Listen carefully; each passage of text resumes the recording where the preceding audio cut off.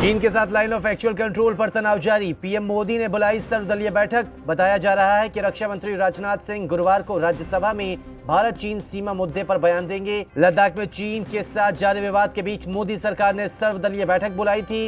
इनमें कई राजनीतिक दलों के नेता शामिल हुए। ये बैठक रक्षा मंत्री राजनाथ सिंह की तरफ से चीन के साथ विवाद पर लोकसभा में दिए गए बयान के बाद हुई। संसद सत्र में सरकार की ओर से बयान दिया गया था, लेकिन विपक्ष की ओर से पूरे विवाद पर विस्तार से चर्चा की बात कही जा रही थी, जिसे लेकर कांग्रेस ने लोकसभा में विरोध भी जताया था। बॉर्डर पर चीन के खिलाफ भारत की नई रणनीति। ऑपरेशन स्नो लेपर्ड से चीन की हर चाल को किया बेनकाब। शुरुआत में चीन ने कई बार घुसपैठ की कोशिश की, लेकिन अब बॉर्डर पर पूरी तरह से पलट चुका है पासा। इस ऑपरेशन के तहत LAC के पास रणनीतिक तौर पर मजबूत पहाड़ियों की पहचान की गई।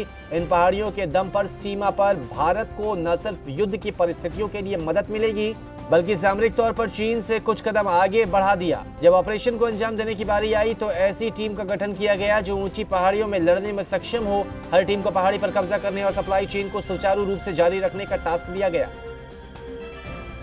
कोरोना वैक्सीन को लेकर भारतीयों के लिए अच्छी खबर। रूसी वैक्सीन की 10 करोड़ खुराक भारत में देने के लिए तैयार हुआ रूस की स्पुतनिक वी वैक्सीन तैयार करने वाली रशियन डायरेक्ट इन्वेस्टमेंट फंड और भारत की दवा कंपनी डॉक्टर रेड्डीज लैब के बीच इस वैक्सीन को लेकर समझौता हुआ।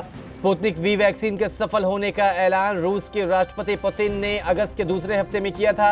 हालांकि तब तक सिर्फ फेज 1 और फेज 2 के ट्रायल ही पूरे हुए थे। 26 अगस्त को वैक्सीन के तीसरे फेज का ट्रायल भी शुरू किया गया, जो फिलहाल जारी है। फेज 3 के ट्रायल में करीब 40,000 लोग हिस्सा ले रहे हैं।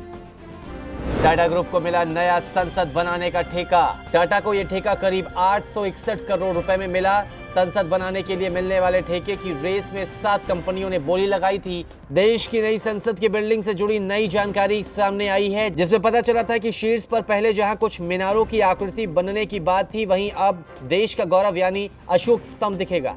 नई संसद बिल्डिंग का काम इस मानसून सत्र के बाद शुरू हो सकता है। मौजूदा संसद के सामने ही नई संसद का निर्माण होगा।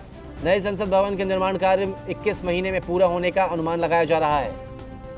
राजस्थान के कोटा में 40 लोगों को ले जा रही नाव नदी में पलटी, 14 लोगों की मौत की आशंका। कोटा के कलेक्टर उज्जवल सिंह राठौर ने बताया कि 40 लोगों से भरी नाव चंबल नदी में पलट गई और कम से कम 14 लोगों की मौत की आशंका है। नाव पर सवार लोग कमलेश्वर धाम जा रहे थे। कुछ शव मिले हैं और मुख्यमंत्री अशोक गहलोत ने मृतकों के परिजनों के लिए 1-1 लाख रुपए के मुआवजे का ऐलान किया है।